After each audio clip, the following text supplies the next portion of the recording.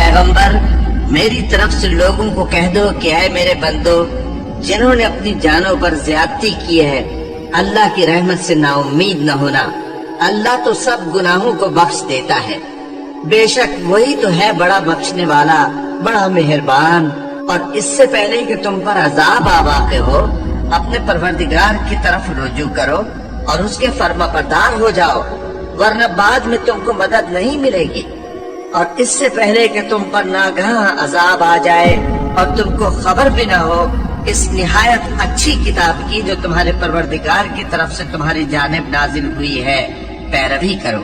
ऐसा न हो कि उस वक्त कोई शख्स कहने लगे कि हाय उस कोताही पर अफसोस है जो मैंने अल्लाह का हक मानने में की और मैं तो हंसी ही करता रहा।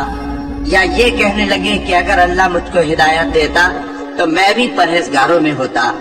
या जब अजाब देख ले तो कहने लगे कि अगर मुझे फिर एक दफा दुनिया में जाना हो तो मैं नेकूकारों में हो जाऊं।